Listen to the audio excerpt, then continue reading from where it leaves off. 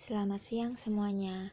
Perkenalkan, kami dari kelompok 10 ingin mempresentasikan mengenai ekskresi, khususnya ekskresi pada hewan air. Sebelum itu, izinkan saya untuk memperkenalkan anggota dari kelompok 10. Yang pertama ada Nadila Rifatul Jana, yang kedua ada Yosefa Diakusuma Wardani, yakni saya sendiri, dan yang terakhir ada Halifiar Rahmadiawan.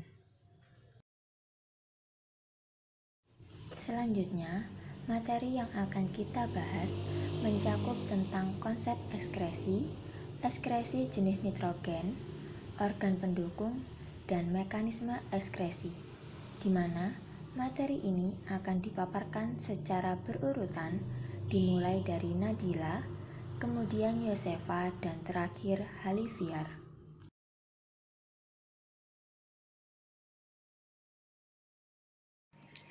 Konsep ekskresi yaitu suatu proses pengelimineran atau pembuangan sisa hasil metabolisme keluar tubuh. Dalam hal ini adalah katabolisme bahan-bahan yang berpotensi energi atau bahan-bahan yang mengandung energi seperti protein, karbohidrat, dan lemak yang dioksidasi untuk menghasilkan energi bebas. Dalam proses oksidasi nutrien, di samping dihasilkan energi bebas juga dihasilkan bahan sisa. Produk sisa yang utama adalah karbon dioksida, air, dan komponen nitrogen. Proses penghancuran protein secara sempurna akan menghasilkan senyawa buangan bernitrogen seperti amonia, ureum, asam urik, dan lain-lain.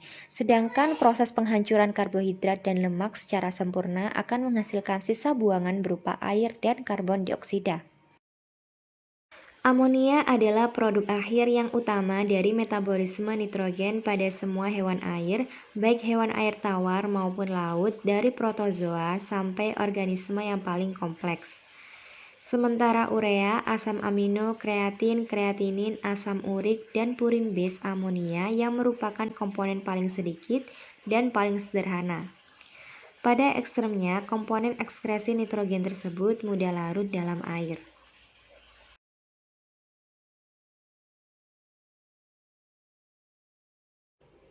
Selanjutnya, pengelompokan hewan berdasarkan ekskresi jenis nitrogen berdasarkan Rastogi 1977 sebagai berikut.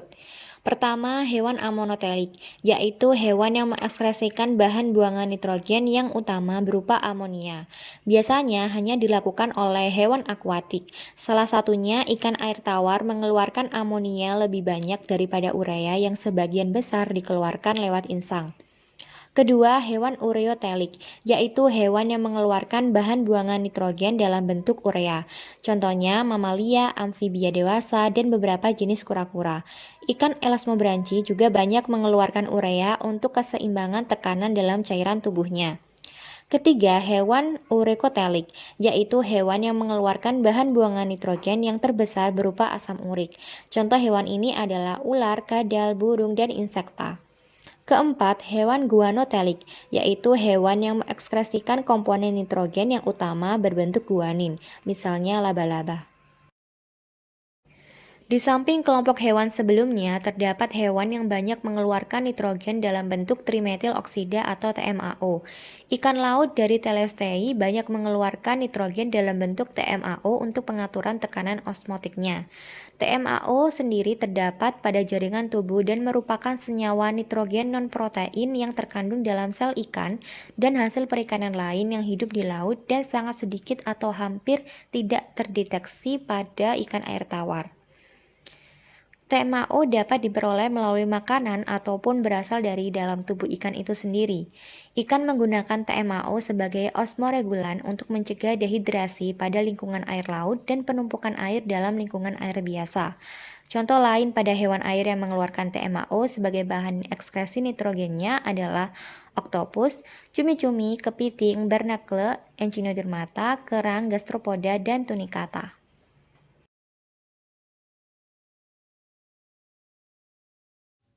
Materi selanjutnya yaitu organ pendukung. Organ tubuh yang mendukung atau berperan dalam membantu proses pengeliminir sisa metabolisme pada hewan akuatik, diantaranya ialah Yang pertama, insang, yang kedua, ginjal, dan yang ketiga ialah kulit. Insang. Insang mempunyai peranan yang sangat penting sebagai organ yang mampu dilewati air maupun mineral, serta tempat dibuangnya atau dieskresikannya sel metabolisme. Pada bagian lamela primer dalam insang, terdapat sel klor yang berperan penting dalam proses ekskresi. Insang pada kelompok myecyanoid atau agnatha tidak memiliki sel yang kaya akan mitokondria pada epitel insangnya. Sedangkan insang pada kelompok petromyxonid terdapat 6 tipe epitel yang berbeda secara sitologis, di mana diklasifikasikan menjadi sel platelet, sel ekskresi klorida, sel basal, sel mukus, sel pengambilan klorida, dan sel glanular. Kemudian, pada kelompok elasmobranchi, epitelium insangnya memiliki sel yang kaya akan mitokondria, di mana insang tersebut berpartisipasi dalam penurunan natrium dari ikan. Lalu, insang pada kelompok telostei kontribusinya dalam ekskresi garam dicirikan dengan adanya epitel ekskresi garam, di mana struktur itu ialah penghalang yang terletak di antara pembawa garam, air, dan bagian tengah filamen insang yang disusun dari 2-8 lapis sel, di mana ada 4 tipe sel utama yang telah ditentukan, yaitu sel epitel permukaan times squamous, sel yang tidak terdiferensiasi, sel glomerulus mukus, dan sel-sel yang kaya mitokondria. Selanjutnya yaitu ginjal. Pada ikan, alat pengeluarannya berupa sepasang ginjal yang berbentuk memanjang dan berwarna coklat. Pada ikan berkembang 2 tipe ginjal, yaitu pronephros dan mesonephros.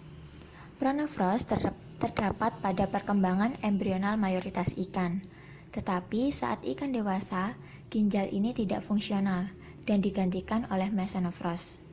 Ginjal pada ikan terdiri atas 2 bagian, yaitu ginjal itu sendiri dan saluran-salurannya. Yang pertama, ginjal. Berjumlah sepasang, memiliki bentuk yang tidak begitu jelas, terletak di luar ruang peritoneum, menempel di bawah tulang punggung, dan memanjang dari dekat anus menuju ke arah depan hingga ujung rongga perut. Kemudian saluran-saluran ginjal. Saluran ini terdiri dari yang pertama ureter atau ductus mesonephridicus. Saluran yang mengalirkan urin yang berasal dari ginjal. Saluran ini terletak di bagian pinggir dorsal rongga tubuh dan menuju ke belakang. Kemudian ada vesika urinaria atau kantong urin. Merupakan lanjutan dari ureter kiri dan kanan di dekat anus dan berbentuk seperti kantong kecil, berfungsi sebagai tempat penampungan urin sebelum dikeluarkan. Yang terakhir ada uretra, merupakan saluran pendek yang berasal dari vesika urinaria dan menuju ke porus urogenitalia. Hal ini berfungsi sebagai saluran keluarnya urin dari dalam tubuh. Ginjal ikan air tawar lebih berkembang dibandingkan dengan ikan air laut. Mengapa? Hal ini disebabkan ginjal ikan air tawar sehubungan dengan keadaan lingkungan yang bersifat hipotonik terhadap cairan tubuh. Sedangkan ginjal ikan air laut sehubungan dengan keadaan lingkungan yang bersifat hipertonik terhadap cairan tubuhnya. Ginjal berperan dalam filtrasi beberapa bahan buangan sisa metabolisme, di mana yang bertanggung jawab adalah sel glomerulus, lebih tepatnya kapsul Bowman. Bahan-bahan yang dibuang melalui ginjal yaitu ureum, air, dan garam mineral. Tubuli ginjal berperan dalam proses reabsorpsi ion, di mana proses ini terjadi pada saat darah yang tidak ikut tersaring masuk ke dalam pembuluh darah balik ginjal, sehingga Cairan ekskresi itu tadi masuk ke tubuli ginjal, lalu glikosa serta beberapa mineral dan cairan lainnya diserap kembali ke dalam darah. Umumnya, kulit berperan pada jenis ikan-ikan tertentu, terutama pada stadia awal atau larva yang dimana epidermis kulitnya masih sangat tipis. Pada kelompok Agnatha, kulit ini memberikan peranan terhadap ekskresi garam dengan adanya kelenjar lendir. Munch dan McFarland dalam Conte tahun 1969 memberikan postulat bahwa lapisan tipis dari lendir tersebut dapat membantu sebagai suatu lintasan dalam mengeliminasi kation magnesium, kalsium, dan kalium. Hal tersebut ditunjukkan dengan tingginya konsentrasi kation-kation tersebut pada lendir. Selain itu, kelompok ini juga memiliki konsentrasi sodium dan klorida yang pada serum darah dan urinnya tidak jauh berbeda dengan lingkungannya, yang diketahui bahwa air tidak diserap kembali dari saringan glomerular. Kemudian, pada kelompok petromyzonid, permeabilitas kulitnya terhadap air dan elektrolit pada larutan hiposmotik memiliki permeabilitas kulit yang tinggi dibanding dengan ikan teleostei.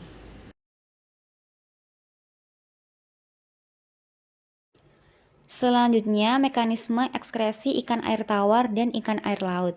Yang pertama, ikan air tawar. Ikan air tawar hidup pada lingkungan yang sifatnya hipotonik, di mana konsentrasinya rendah, sedangkan di dalam tubuh ikan sendiri konsentrasi cairannya bersifat hipertonik atau tinggi. Air cenderung masuk sehingga ikan harus mengeluarkan kelebihan air melalui urin yang banyak dan encer. Air masuk bisa melalui insang, permukaan tubuh, dan mulut. Pada mulut ini, ikan minum sedikit air dan ion dalam makanan juga masuk melalui mulut, sedangkan ion garam aktif masuk melalui insang.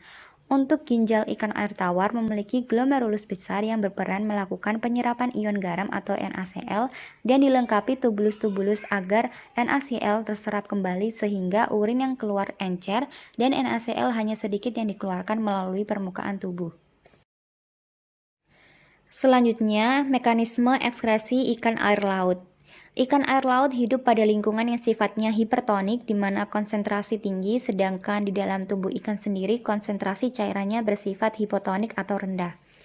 Air cenderung keluar sehingga ikan mengimbangi air yang hilang dengan cara meminum air banyak disertai ion dari makanan dan ion garam atau NaCl. Sehingga secara otomatis NaCl banyak masuk melalui mulut ketika ikan minum. Selain masuk melalui mulut, ion garam juga bisa masuk melalui permukaan tubuh. Artinya, ion garam banyak masuk ke dalam tubuh dan insang pada ikan air laut memiliki fungsi mengeluarkan ion garam dari tubuh. Untuk ginjal ikan air laut memiliki glomerulus kecil bahkan tidak ada, karena tidak perlu lagi penyerapan garam kembali pada tubuh. Selain itu, tubuh ikan air laut sudah banyak garam. Justru ikan air laut memerlukan lebih banyak air untuk menjaga keseimbangan cairan tubuh. Oleh sebab itu, urin yang dikeluarkan sedikit dan pekat karena mengandung garam. Selain itu, dapat ditemukan ion Mg+ dan SO42-. Maka, desalinasi atau proses pengeluaran garam ada dua cara, yaitu melalui insang dan urin. Jadi bisa dikatakan, jika ikan air laut mempertahankan air dalam tubuh, sedangkan ikan air tawar mempertahankan garam dalam tubuh. Kemudian, fungsi ginjal selain sebagai alat ekskresi juga bisa sebagai osmoregulasi atau mekanisme mempertahankan keseimbangan cairan dalam tubuh dengan lingkungan sekitarnya. Percobaan ekskresi ikan pada air tawar dan air laut. Ekskresi amonia dan ekskresi urea. Peran utama insang dalam ekskresi amonia dan urea dibuktikan dengan percobaan Smith pada tahun 1993 yang dicobakan pada ikan air tawar carp dan goldfish. Pada percobaan Smith menggunakan dua teknik yang berbeda untuk memisahkan peran antara insang dan ginjal. Pada cara 1, suatu karet pemisah digunakan untuk memisahkan kepala dan insang pada ikan dalam kotak pembagi. Dengan demikian, maka hasil ekskresi branchial akan berada pada ruang depan, sedangkan urinari, intestinal, serta hasil ekskresi kulit akan berada pada pada ruang bagian posterior atau belakang, sehingga terpisah.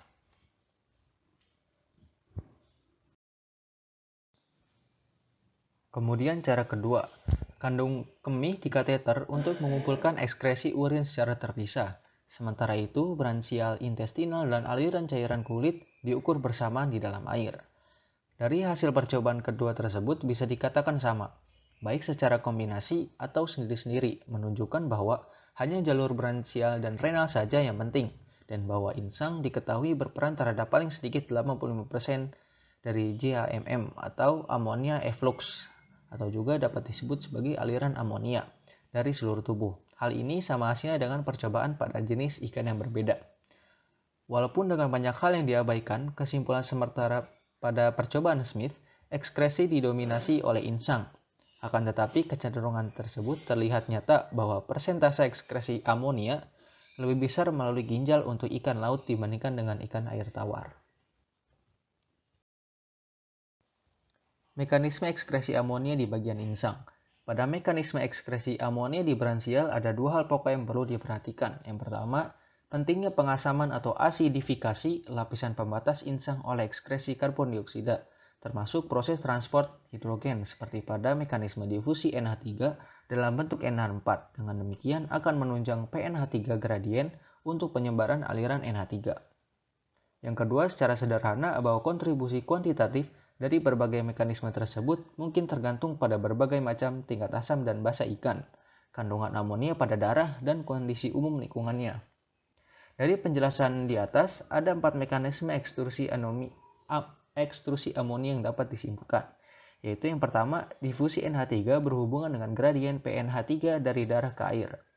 Yang kedua, elektronetral H+ per NH4+ yang berpindah lokasi di membran apikal pada sel-sel epitelial branchial. Yang ketiga, elektronetral H+ per NH4+ pada lokasi yang sama saling bertukar. Yang keempat, difusi NH4+ berhubungan dengan gradien elektrokimia dari darah ke air. Kemudian mekanisme ekskresi urea. Rasio urea N per amonia N dalam urin cenderung lebih besar daripada ekskresi dari eksternal. Meskipun demikian, insang dibandingkan ginjal masih merupakan jalur utama dari urea pada hampir seluruh ikan. Perbedaannya tidak sejelas amonia. Masalahnya pada L. limanda dapat disimpulkan bahwa kulit menghasilkan 50% atau lebih urea dari seluruh tubuh. Perlu usaha yang lebih baik untuk memisahkan urea pada branchial, renal, dan kulit. Pada jenis elasmobranchi, baik air tawar maupun air laut, ekskresi urea pada eksternal meskipun bentuk terakhirnya berkapasitas hanya sedikit untuk penyerapan kembali urea dalam saluran renal. Eksternal urea umumnya dianggap terjadi melalui insang. Elasmobranch atau laut, ureas osmotik menyerap urea dengan kuat pada ginjal bila berada pada 100% air laut, tetapi elevated renal clearance menjadi jalur utama untuk mengumpulkan kelebihan urea selama penyesuaiannya pada salinitas rendah. Perbandingan antara urin dan plasma menunjukkan bahwa urea diserap kembali oleh ginjal. Selanjutnya, mekanisme ekskresi pada hewan air lainnya, yaitu cacing pipih atau Platyhelminthes. Hewan ini ialah hewan yang memiliki bentuk pipih dari dorsal hingga ventral dan hidup di habitat perairan tawar maupun laut. Serta hewan ini memiliki ukuran tubuh mikroskopik yang hidupnya sebagai parasit. Cacing pipih atau Platyhelminthes ini memiliki mekanisme ekskresi dengan jejaring tubulus, dengan sel penyusun silia yang bercabar ke seluruh tubuh atau berupa protonefridia. Mekanisme protonefridia. Mekanisme protonefridia saat filtrasi dengan menarik air dan zat-zat terlarut dengan silia dalam tubulus dari cairan interstisial melalui sel hingga melepaskan filtrat ke dalam jejaring tubulus. Pada proses ini yang tersaring hanya molekul kecil saja, sedangkan molekul besar dipertahankan di dalam cairan tubuh yang kemudian filtrat dikeluarkan melalui tubulus sebagai urin. Kemudian moluska. Mekanisme ekskresi moluska menggunakan sepasang ginjal atau nefridia yang salurannya bermuara ke bagian posterior. Nefridia juga mengeluarkan sisa metabolisme dalam bentuk cairan.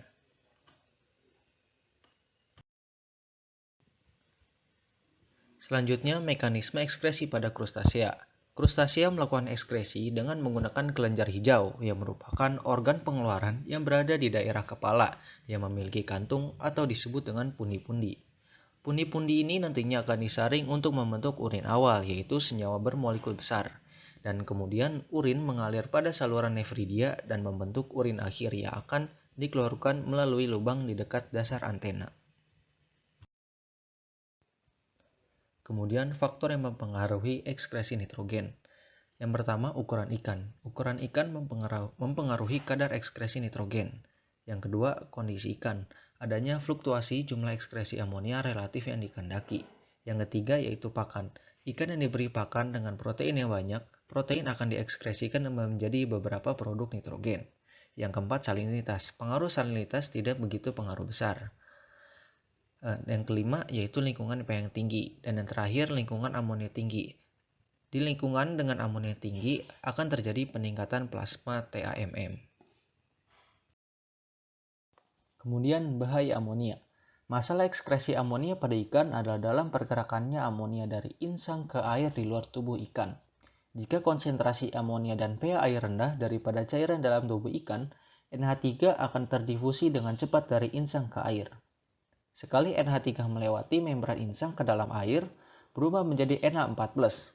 Laju kecepatannya tergantung kepada pH air. Sebagaimana pH air meningkat, konsentrasi NH3 pada hubungannya dengan NH4+ akan meningkat dan membuat pergerakan NH3 dari epitelium insang sulit. Sebagaimana konsentrasi NH3 air meningkat, maka aliran NH3 dari sel epitelium insang dapat terbalik. Selanjutnya, nitrogen amonia akan diikat oleh hemoglobin darah dan akan menjadi racun, serta pada akhirnya dapat mempengaruhi keseimbangan metabolisme ikan dan bahkan dapat merusak jaringan insang.